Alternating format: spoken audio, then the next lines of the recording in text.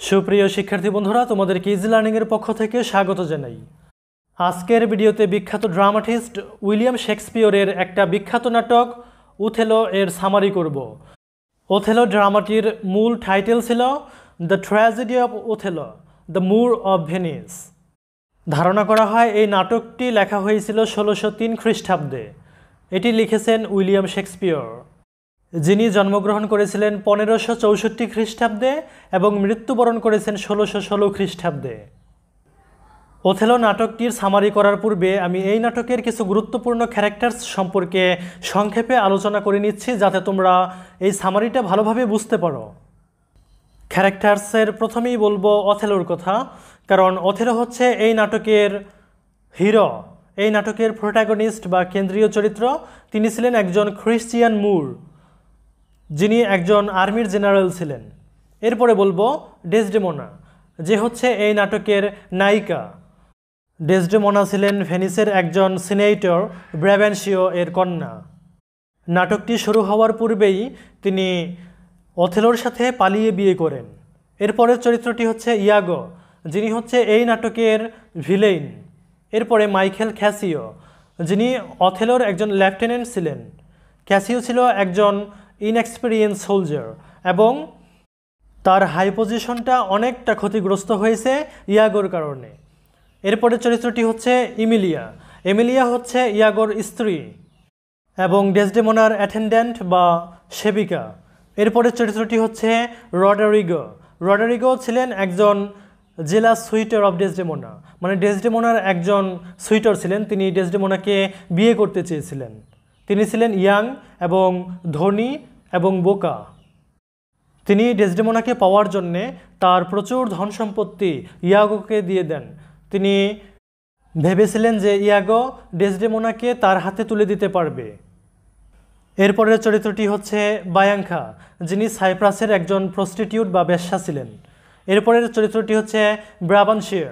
ব্রাবান্টিও হচ্ছে ডেসডেমোনার ফাদার, মানে নাটকের যে নায়িকা তার বাবা, এবং ভেনিসের একজন সিনেটর। পরবর্তী চরিত্রটি হচ্ছে মন্টানো। মন্টানো, যিনি হচ্ছেন সাইপ্রাসের গভর্নর। ওথেলো সাইপ্রাসের গভর্নর হওয়ার পূর্বে মন্টানো ছিল সাইপ্রাসের গভর্নর। তো এই ছিল মোটামুটি মেজর ক্যারেক্টার্সগুলো। তো এছাড়াও আরও কয়েকটা মাইনর ক্যারেক্টার্স রয়েছে, যেগুলো তোমরা সামারিতে পেয়ে যাবে। তো চলো এবার সামারিটা শুরু করা যাক। ওথেলো নাটকটা শুরু হয়েছে ভেনিসের একটা রাস্তায়। দুইজন ব্যক্তি, ইয়াগো এবং একজন ধনী ব্যক্তি রডারিগোর মধ্যে তর্কের মধ্য দিয়ে। রডারিগো চেষ্টা করতেছিলেন ডেসডেমোনাকে বিয়ে করার জন্যে ইয়াগোর সাহায্য নিয়ে। এই জন্যে তিনি ইয়াগোকে বেশ কিছু টাকা দিয়েছিলেন, প্রচুর পরিমাণে টাকা দিয়েছেন বলা চলে। এবং শেষ পর্যন্ত তিনি জানতে পারেন যে ডেসডেমোনা একজন মুর জাতীয় জেনারেল ওথেলোর সাথে পালিয়ে বিয়ে করেছে। এই নিয়ে রডারিগো এবং ইয়াগোর মধ্যে তর্ক বিতর্ক চলছিল। এই বিষয়টাতে রডারিগোর খুবই মনক্ষুণ্ণ হয়, কারণ তিনি ডেসডেমোনাকে ভালোবাসতেন এবং ডেসডেমোনার বাবা ব্রাবান্টিওর কাছে তার বিয়ের প্রস্তাবও দিয়েছিলেন। যেহেতু ইয়াগো রডারিগোর কাছ থেকে প্রচুর ধন সম্পত্তি নিয়ে তাকে বলেছিল যে ডেসডেমোনাকে তাকে দিবে, যে কোনোভাবে তার সাথে ডেসডেমোনার বিয়ে করিয়ে দিবে, তাই এখন সে সেটা পারেনি, সেজন্য তাদের মধ্যে তর্ক বিতর্ক চলছিল। তো ইয়াগো বলে যে সেও ওথেলোকে খুব ঘৃণা করে, কারণ ওথেলো তার জায়গায় ক্যাসিওকে উচ্চ পদে পদস্থ করেছে, উচ্চ পদ দান করেছে, যেটা তার পাওয়ার কথা ছিল। তার থেকে কম অভিজ্ঞতা সম্পন্ন ক্যাসিওকে ওথেলো তার লেফটেন্যান্ট করেছে, কিন্তু ইয়াগোকে করেনি। সেজন্য সে ওথেলোকে খুবই ঘৃণা করে। তবে ওথেলোকে ঘৃণা করার পেছনে ইয়াগোর আরও একটা কারণ ছিল, সেটা হচ্ছে ইয়াগোর স্ত্রী এমিলিয়ার সাথে কোনো একটা সম্পর্ক আছে, এরকম মনে করতো সে। মনে করতো যে ওথেলোর সাথে তার স্ত্রীর কোনো একটা সম্পর্ক আছে, যদিও এই ব্যাপারে তিনি নিশ্চিত ছিলেন না। অবশেষে ইয়াগো রডারিগোকে আশ্বস্ত করলেন এই বলে যে তাদের উদ্দেশ্য সিদ্ধ হতে পারে, তাদের স্বার্থসিদ্ধি হতে পারে যদি রডারিগো ব্রাবান্টিওকে তার মেয়ের প্ররোচনার কথা বলে উস্কে দেন। মানে যদি বলেন যে এই ওথেলো তার মেয়েকে প্ররোচিত করেছে এবং এই বলে যদি তাকে উস্কে দেন, তাহলে তাদের উদ্দেশ্য হাসিল হতে পারে। অবশেষে ইয়াগো এবং রডারিগো ডেসডেমোনার পালিয়ে যাবার সম্পর্কে তার বাবাকে ব্রাবেনশিওকে জানালেন এবং রডেরিগোর প্ররোচনায় ব্রাবেনশিও ক্রুদ্ধ হলেন, খুবই রাগান্বিত হলেন এবং ওথেলোর মুখোমুখি না হওয়া পর্যন্ত তিনি শান্তি পাচ্ছিলেন না। কিন্তু ওথেলোর বাসভবনে গিয়ে তিনি দেখলেন সেখানে চারদিকে হিংসাত্মক ঘটনা প্রতিরোধের জন্য ডিউকের রক্ষীদের মোতায়েন করা হয়েছে। তো এরই মধ্যে খবর পৌঁছালো যে তুর্কিরা সাইপ্রাস আক্রমণ করতে চলেছে। সিনেটরদের পরামর্শ দেওয়ার জন্য ওথেলোকে ডেকে পাঠানো হলো। বাধ্য হয়ে ব্রাবেনশিওকে ওথেলোর সঙ্গে ডিউকের বাসভবনে যেতে হলো।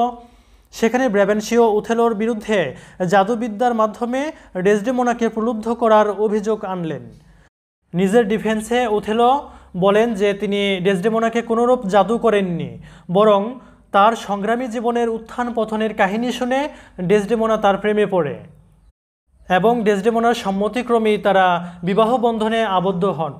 তো ডেসডেমোনাকে এই ব্যাপারে জিজ্ঞাসা করা হলে ডেসডেমোনা ওথেলোর পক্ষ অবলম্বন করেন, ওথেলোকে সমর্থন করেন। অবশেষে ব্রাবেনশিও অর্থাৎ ডেসডেমোনার বাবা নবদম্পতিকে আশীর্বাদ করেন। এরপর ডিউকের নির্দেশ মতো ওথেলো সাইপ্রাসে চলে যান তুর্কিদের আক্রমণ ঠেকাতে। সেখানে গিয়ে জানতে পারেন যে তুর্কিদের জাহাজ একটা বড় ঝড়ে ডুবে গেছে, তাই আক্রমণের আর সম্ভাবনা নেই।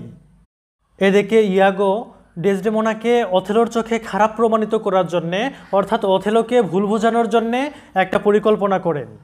তিনি ক্যাসিওকে মদ পান করিয়ে মাতাল করে তোলেন এবং রডারিগোকে প্ররোচিত করেন ক্যাসিওকে একটি মুষ্টিযুদ্ধে আহ্বান করার জন্য। মন্টানো ক্রুদ্ধ ও মাতাল ক্যাসিওকে শান্ত করার চেষ্টা করেন, কিন্তু তাতে তাদের নিজেদের মধ্যেই মারামারি লেগে যায়। মারামারিতে মন্টানো আহত হয়। ওথেলো ফিরে আসেন এবং অন্যদের কাছ থেকে সব ঘটনা জানতে পারেন। ওথেলো ক্যাসিওকে গোলমালের জন্যে দায়ী করলেন এবং তাকে পদচ্যুত করলেন। ক্যাসিও বিহ্বল হয়ে পড়ল। ইয়াগো ক্যাসিওকে ডেসডেমোনার কাছে যাওয়ার পরামর্শ দিল, যাতে ডেসডেমোনা তার স্বামীকে বলে ক্যাসিওকে তার পথ ফিরে পেতে সাহায্য করেন। আবার এই দিকে ইয়াগো ওথেলোকে বলল যে ক্যাসিওর সাথে ডেসডেমোনার সম্পর্ক রয়েছে। ডেসডেমোনা ওথেলোকে বিশ্বাস করে না কিংবা ভালোবাসে না, সে ক্যাসিও কিংবা রডারিগোকে পছন্দ করে, এরকমভাবে তাকে প্ররোচিত করতে লাগলো। ইয়াগোর প্ররোচনায় ওথেলো ক্যাসিও ও ডেসডেমোনাকে সন্দেহ করতে লাগলো। ডেসডেমোনা ওথেলোকে ডাকতে এলো রাতের খাবার গ্রহণ করার জন্যে। তো সে দেখলো যে ওথেলো ডিস্টার্বড আছে, সে আপসেট হয়ে আছে।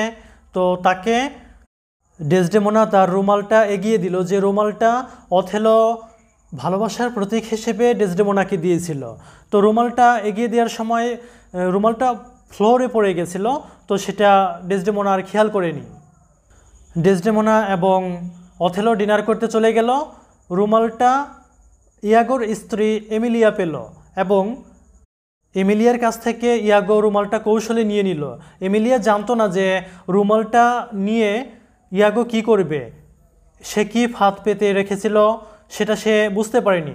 আসলে ইয়াগো ফাঁদ পেতে রেখেছিল যে রুমালটা সে সরিয়ে ফেলবে এবং ক্যাসিওর ঘরে রেখে দিবে। পরবর্তীতে ক্যাসিওর সাথে যে ডেসডেমোনার সম্পর্ক আছে এমনটা যাতে সে সহজে প্রমাণ করতে পারে ওথেলোর কাছে। ইয়াগো শেষ পর্যন্ত তার কাজে সফল হলো, যখন ওথেলো ডেসডেমোনার কাছে রুমালটি চেয়েছিল আর ডেসডেমোনা সেটা তাকে দিতে পারেনি, কারণ ডেসডেমোনা সেটাকে হারিয়ে ফেলেছিল, সে জানতোই না যে রুমালটা কোথায় আছে। তো এদিকে ইয়াগো ওথেলোকে বলল যে সে দেখেছে ক্যাসিওর ঘরে ডেসডেমোনা ক্যাসিও এর বিয়ার্ড বা দাড়ি মুছিয়ে দিচ্ছিল রুমাল দিয়ে, এমনটা ইয়াগো ওথেলোকে বলল এবং পরবর্তীতে রুমালটা ক্যাসিওর কাছে পাওয়া গেল। ইয়াগো ক্যাসিওর ঘরে রুমালটা রেখে এসেছিল যাতে সে প্রমাণ করতে পারে ডেসডেমোনার সাথে ক্যাসিওর সম্পর্ক আছে। এছাড়াও ইয়াগো ক্যাসিওকে বলেছিল যে ডেসডেমোনার কাছে গিয়ে বলতে, যাতে ডেসডেমোনা তার স্বামীকে বলে তার চাকরিটি ফিরিয়ে দেয়। তো ডেসডেমোনা যখন ওথেলোকে বলেছিল ক্যাসিওর ব্যাপারে, ক্যাসিওর চাকরিটা ফিরিয়ে দেওয়ার জন্যে, তখন ক্যাসিও এবং ডেসডেমোনার সম্পর্কে যে কথাগুলো ইয়াগোর কাছে শুনেছে ওথেলো, সে কথাগুলো সে বিশ্বাস করতে শুরু করলো। সে ভাবলো যে আসলেই ক্যাসিও এবং ডেসডেমোনার মধ্যে সম্পর্ক রয়েছে। পরবর্তীতে যখন রুমালটা ক্যাসিওর কাছে পাওয়া গেল তখন অথেলো মনে করলো যে ইয়াগোর কথাগুলো সত্য, ক্যাসিও এবং ডেসডেমোনার মধ্যে বোধহয় সম্পর্ক রয়েছে। এবং ইয়াগো কী করলো যে আরও বেশি বিশ্বস্ত করার জন্যে এই ব্যাপারটাকে, যাতে অথেলো আরও বেশি বিশ্বাস করে, সেজন্য কী করলো যে একটা প্ল্যান করলো। সে অথেলোকে বলল যে ক্যাসিওর সাথে সে ডেসডেমোনার সম্পর্কে কথা বলবে এবং অথেলোকে দূর থেকে সেগুলো লক্ষ্য করতে বলল। তো আসলে ইয়াগো ক্যাসিওর সঙ্গে বায়াঙ্কা সম্পর্কে, সাইপ্রাসের একজন বেশ্যার সম্পর্কে কথা বলল এবং চাইল সে ক্যাসিওকে হাসাতে। তো সে শেষ পর্যন্ত ক্যাসিওকে হাসাতে পারল এবং দূর থেকে অথেলো সেগুলো দেখে মনে করলো যে ডেসডেমোনার সাথে কথা বলার ব্যাপারে সে এত উৎসাহিত কেন, ক্যাসিও কেন হেসে হেসে কথা বলছে, তার ইমপ্রেশনস দেখে সে মনে করলো যে আসলে ক্যাসিও এবং ডেসডেমোনার মধ্যে সত্যি সত্যি সম্পর্ক রয়েছে। এবং সে শপথ করলো যে সে ক্যাসিওকে এবং ডেসডেমোনাকে হত্যা করবে। এদিকে ইয়াগো শপথ করলো যে সে অথেলোকে সাহায্য করবে ক্যাসিওকে এবং ডেসডেমোনাকে হত্যা করার ব্যাপারে। অন্যদিকে রডারিগো ইয়াগোকে বলে যে সে কোনো উদ্যোগই নিচ্ছে না তার সঙ্গে ডেসডেমোনার বিয়ে দেওয়ার জন্যে, কিন্তু ইয়াগো তাকে রাজি করান ক্যাসিওকে হত্যা করার জন্যে। তিনি বলেন যে আমাদের প্ল্যান মতোই চলতেছে, আমরা সফল হব, এরকমভাবে তাকে প্ররোচিত করলো এবং তাকে প্ররোচিত করলো যে ক্যাসিওকে হত্যা করতে হবে, তাহলে তারা সফল হতে পারবে। তো ইয়াগোর প্ররোচনায় রডারিগো বেরিয়ে পড়েন ক্যাসিওকে হত্যা করার জন্যে। তিনি ক্যাসিওকে আক্রমণ করেন। তো ক্যাসিও রডারিগোকে জখম করতে সক্ষম হন। হাতাহাতির সময় ইয়াগো ক্যাসিওর পেছনে এসে হাজির হন। তিনি ক্যাসিওর পায়ে আঘাত করে ক্ষতবিক্ষত করে দেন। অন্ধকারে ইয়াগো নিজের পরিচয় গোপন রাখতে সক্ষম হয়েছিল। ক্যাসিওর সাহায্যের জন্য চিৎকার করলে তা লোডোভিকো এবং গ্র্যান্টিয়ানোর কানে যায়। তারা এগিয়ে এলে ইয়াগো ও তাদের সঙ্গে যোগ দেন। রডারিগো যাতে তার পরিকল্পনার কথা ফাঁস করতে না পারে সেজন্যে ইয়াগো গোপনে রডারিগোকে ছুরিকাঘাত করে। এদিকে ওথেলো ডেসডেমোনার ঘরে গিয়ে তাকে তার বিছানায় ফেলে তার মুখে বালিশ চাপা দেন। তো এরই মধ্যে তাদের ঘরে চলে আসেন এমিলিয়া। তো এমিলিয়া আসলে মৃত্যুর আগে ডেসডেমোনা তার স্বামীর পক্ষই অবলম্বন করেন। ওথেলো প্রমাণ হিসেবে রুমালটির কথা উল্লেখ করেন। তো ইতিমধ্যে এমিলিয়া প্রাক্তন গভর্নর মন্টানো এবং গ্র্যাটিয়ানো, ইয়াগো এদেরকে ডেকে নিয়ে এসেছে রুমের মধ্যে।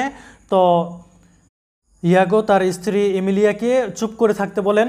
তখন এমিলিয়া বুঝতে পারেন যে আসলে কেন ইয়াগো তার কাছ থেকে রুমালটিকে নিয়েছিল এবং তিনি সকলের সামনে ফাঁস করে দেন ইয়াগোর চক্রান্তের কথা।